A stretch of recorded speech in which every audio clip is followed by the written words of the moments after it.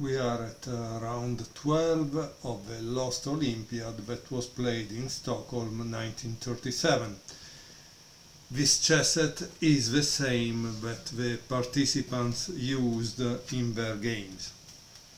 Round 12 was played August 7, and the author used a game from Belgium against Czechoslovakia. The player from Belgium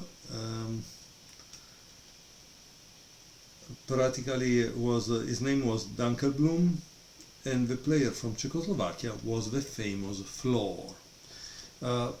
In other videos there is a chess set that I use that is called Botvinnik Floor Match 1.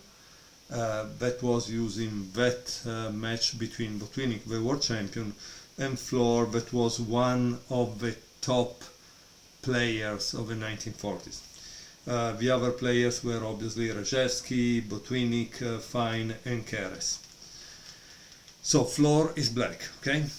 So Dunkelblum plays d4, knight f6, c4, g6, g3, and here there is e6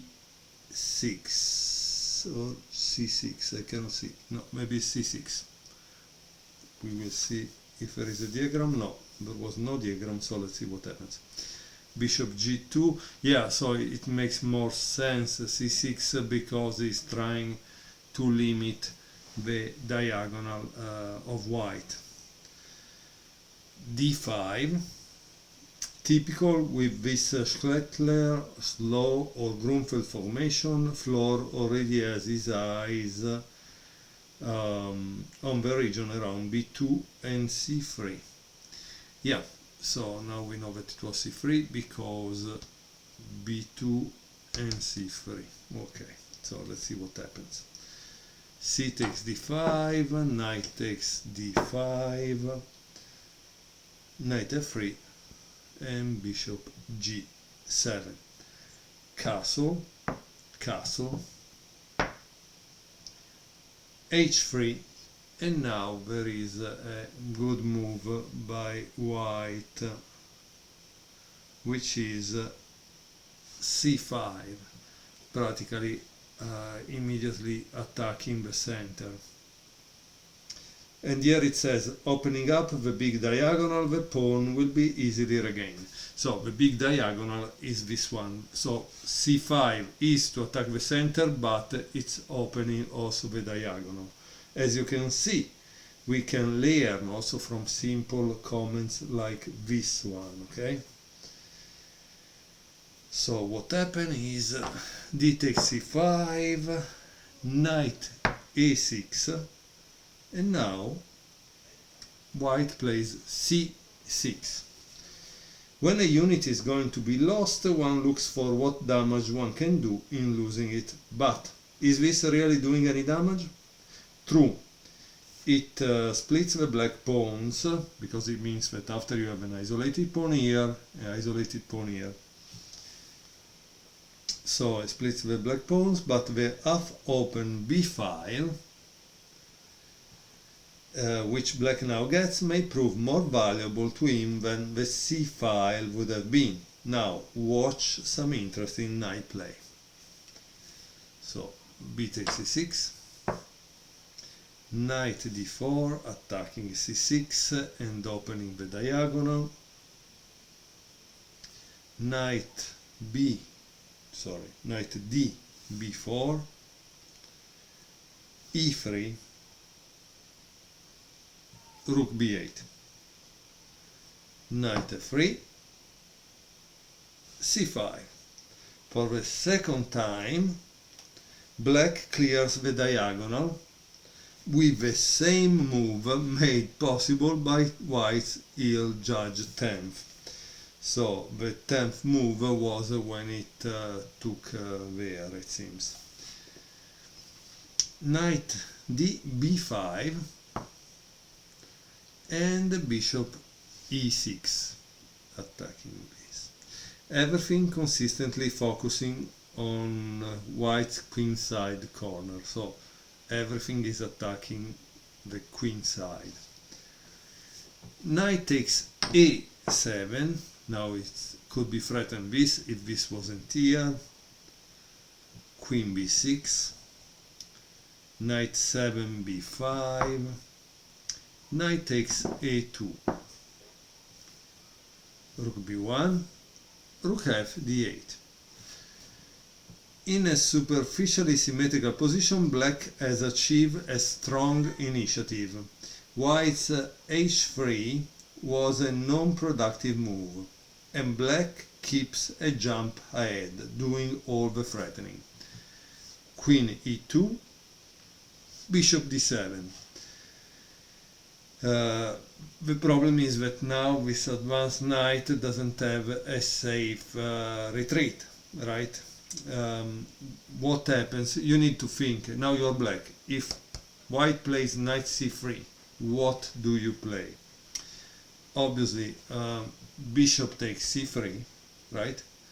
B takes c3 because you say, but the knight f3 is defending the rook b1, right?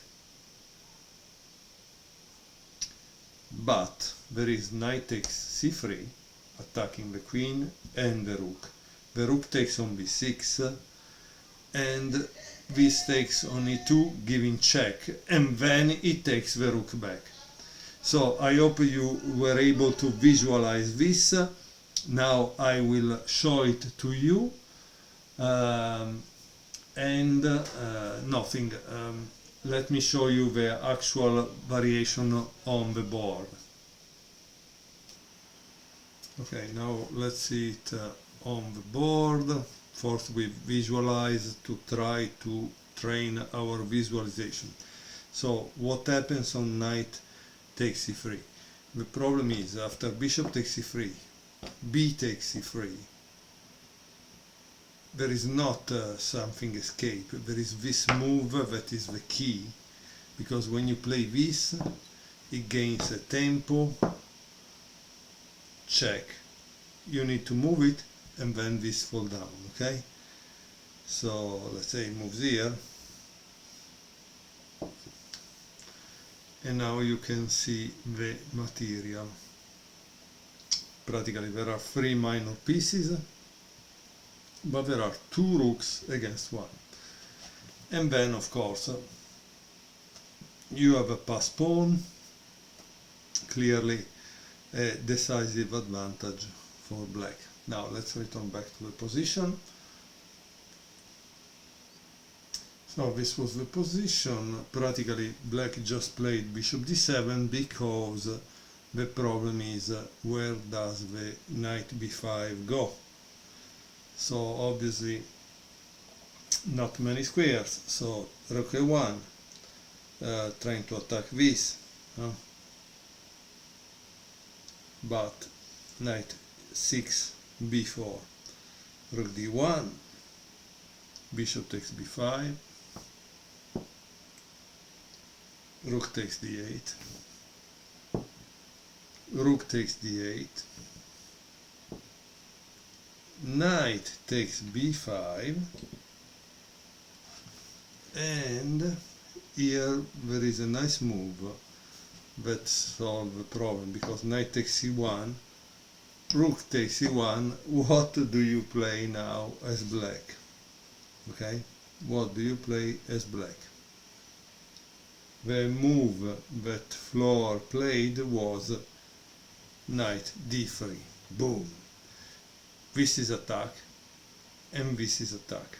So here it says rook and knight are attack and cannot both be saved. A game typical of Floor style at the age of 29.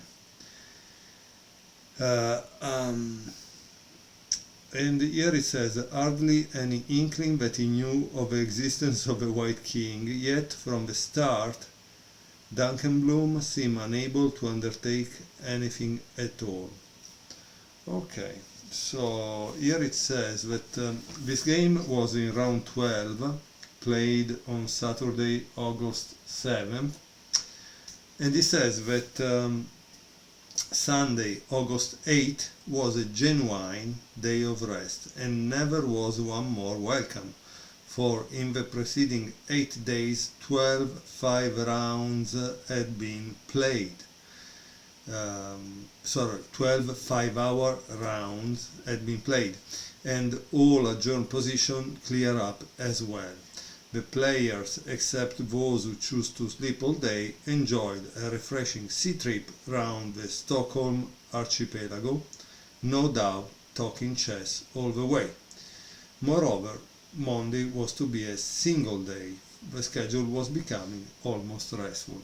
So yes, that Sunday must have been kind of really resting, because I don't know how many people have played 12 rounds in a row. It's kind of really tiring, I think, right? I hope you enjoyed it, and let's see the next round.